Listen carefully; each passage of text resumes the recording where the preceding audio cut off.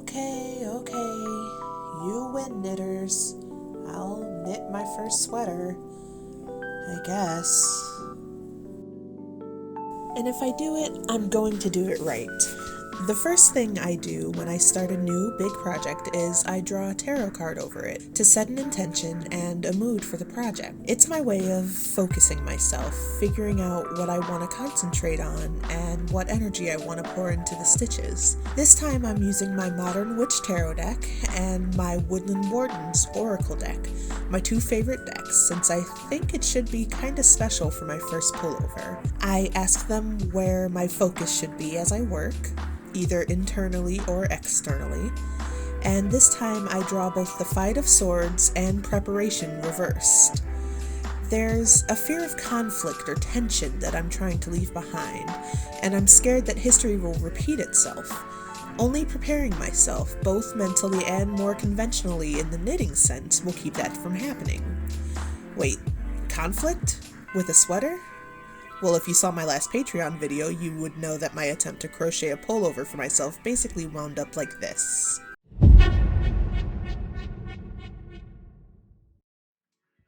Long story short, the last sweater was a mess. The pattern had no gauge listed and was graded incorrectly for plus sizes. An oversized tunic would have fit me like a crop top.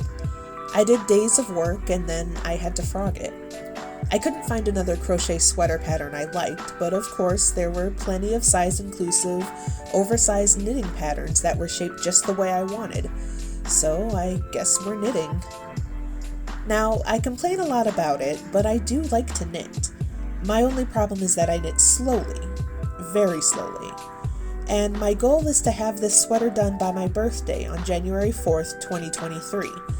That gives me less than 2 months, 51 days, to get a size 5X sweater with 10 inches of positive ease finished. The yarn is a saving grace here. Lion Brand's Touch of Alpaca is worsted weight, so it's not too small. The needles, though, not so much. On the right are the needles I've been using lately to make hats, size 13s. And on the left, the ones I need for this pattern, size 9. So much smaller, just tiny. My hands aren't used to them.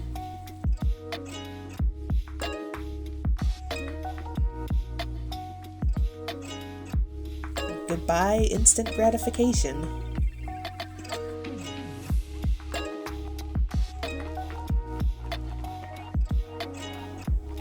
The pattern I'm knitting is called the Comfort Sweater by Darling J'adore. I'm drawn to everything about this sweater. How it's so oversized you can drown in it, the long but loose ribbing on the sleeves, the split hem at the bottom. Even the name evokes what I want out of this project, comfort. I want something to carry me through the winter, something that feels like clouds whenever I put it on, something that holds good memories of the weeks I take to knit it.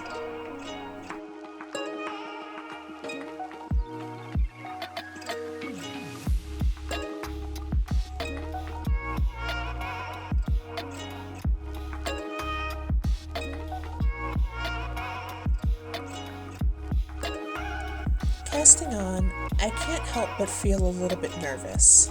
This is my first ever knitted garment. I still consider myself a beginner knitter, an adventurous beginner, but a beginner nonetheless. And I've definitely never made anything that had to be fitted to multiple dimensions before. Hats and shawls, sure, but a whole sweater? I read the pattern front to back before starting, and it seems clear and very well written. And there are tutorials for the parts that are new to me, like separating the sleeves. Still, I'm scared. What if I mess up?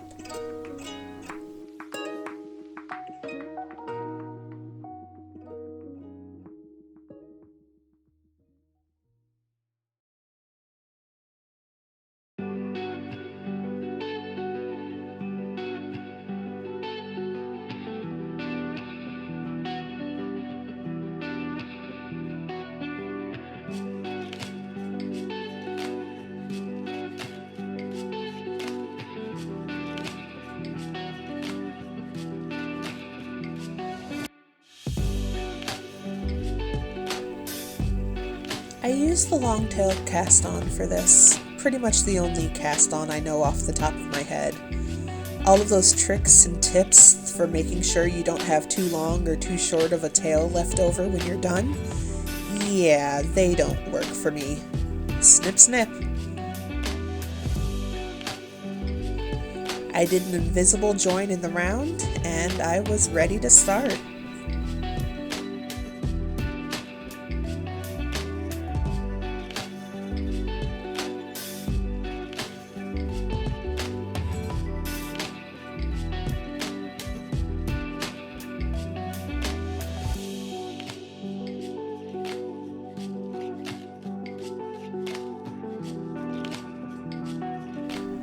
I decide to start the knitting in earnest the next morning. The sweater is worked from the top down, so I'm starting on the ribbing of the collar.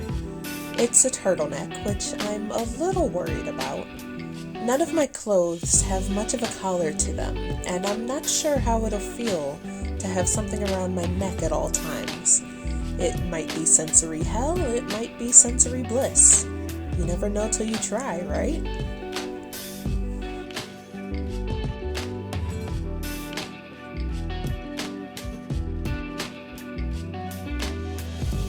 Viewers of my last Patreon video will remember my opinion on crochet ribbing, namely that I hate it. Knitted ribbing is better, but not by much.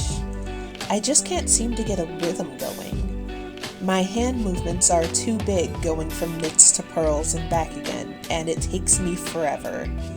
I really have to make myself meditate in the back and forth, and convince myself that the quicker I get through it, the quicker I can get to my beloved stockinette.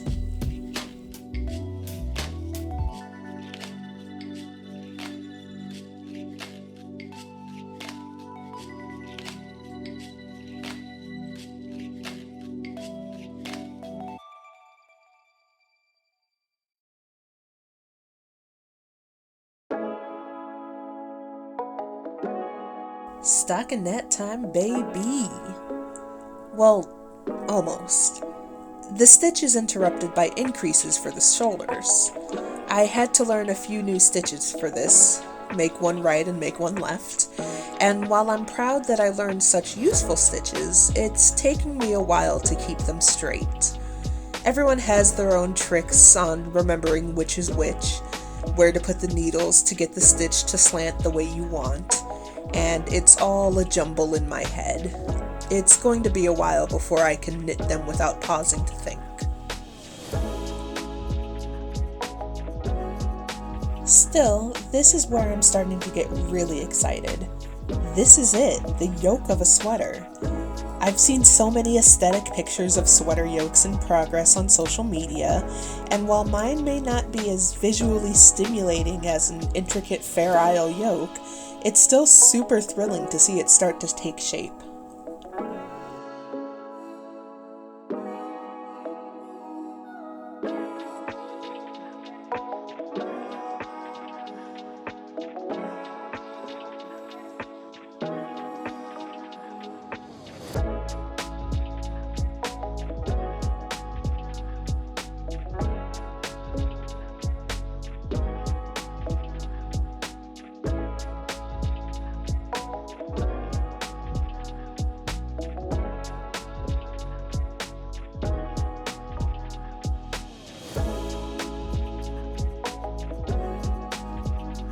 Day 4 and we're still in the yoke, and I'm realizing we'll be here for a while. I'm starting to wonder how long it'll take me, and honestly, if I've chosen a realistic goal in trying to get this done by my birthday. I've definitely seen people finish sweaters in 6 weeks before, but I feel like those people have all been doing size medium or small or crop tops or short sleeves, not a 5X full-on sweater. I have a lot of fabric to make and not a lot of time to do it in. I've decided I'm not going to stress myself out about it. What's the point in stressing myself out over a hobby I love? But I am going to try my hardest to get it done as a birthday gift to myself.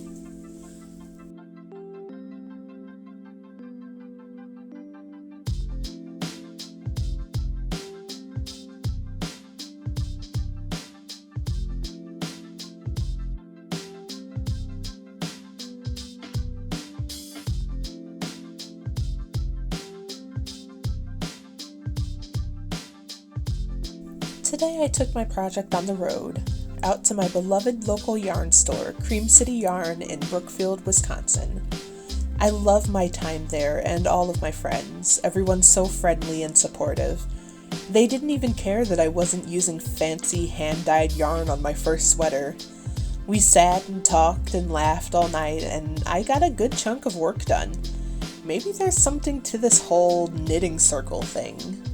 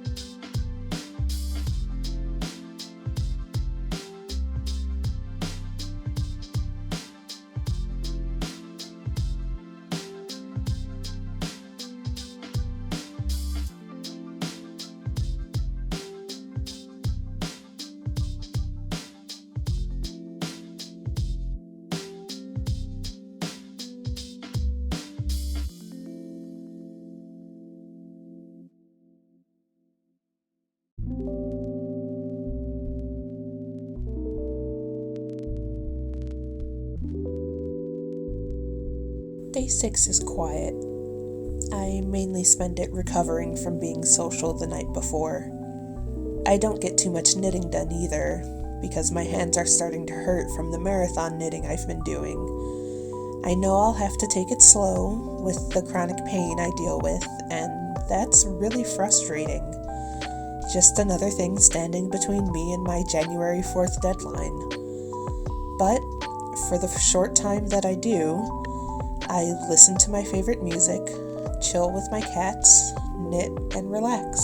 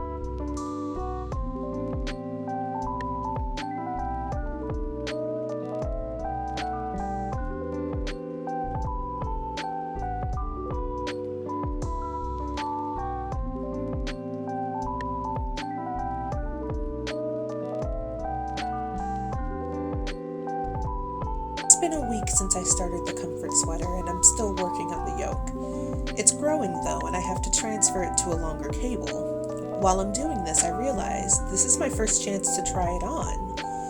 The moment of truth, really, because the collar is the only fitted part of the sweater. If I can't get it over my big head and loads of hair, this week of work has been for nothing.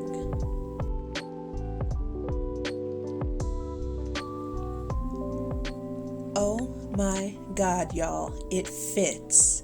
Not only does it fit, but it fits well, and it feels good against my skin. This yarn is so soft, I can't wait to feel it all over. I am still a little worried about the sensory feelings of a turtleneck, but forget that for now. It fits!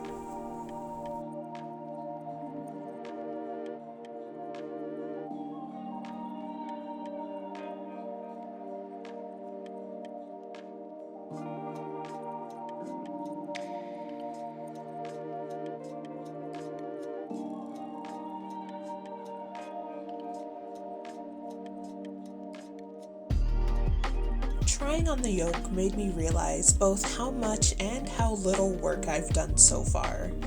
I've worked so hard and come so far in my skills, And conversely, I've worked so hard and don't even have my chest covered yet. I'm excited, but it's definitely a conflicted excited.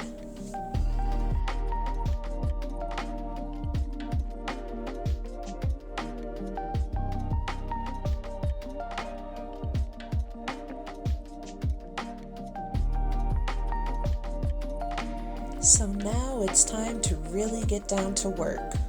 Pour a cup of tea, settle in with a blanket and good music, and...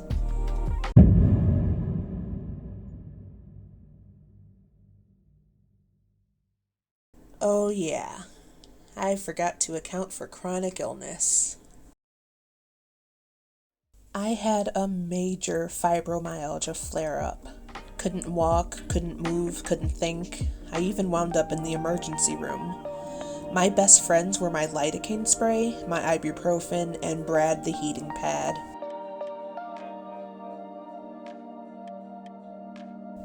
Chronic illness is, to state the extremely obvious, frustrating. It gets in the way of your life and your goals. It doesn't matter if you have something you want or need to do. If your body is going to shut down in some way, it's going to shut down, and you have to find some way to either rest or to work around it. In my case, I had to rest. I just couldn't use my hands, no matter how much I wanted to. I couldn't even sit up a lot of the time. So I had to lay down and wait and watch aesthetic desk makeover videos on YouTube and wait some more until my body decided it wanted to let me do the things I needed to do. And then, when I could knit again, I got back into it slowly. This does throw a major wrench into my deadline, though. That's a week just gone. Poof. Nothing to show for it. And I can't afford to push myself extra hard and risk another flare-up. The best I can do is just knit at a leisurely pace and hope it's enough to get done before my birthday. And if it's not enough, I have to accept that. I have to not look at it as a failure, which historically is a hard thing for me to do. I have to be okay with whenever it gets done. You know what though? It's okay. I'm trying to practice being more of a process knitter, being someone who enjoys the journey more than the destination. I need to concentrate on the joy I find in each little stitch. I'll have this pullover for a long time, hopefully, but I'll only be making it for a few weeks. I need to learn to treasure that process. Still though, this would be a really cool birthday present. We'll see if I can pull it off.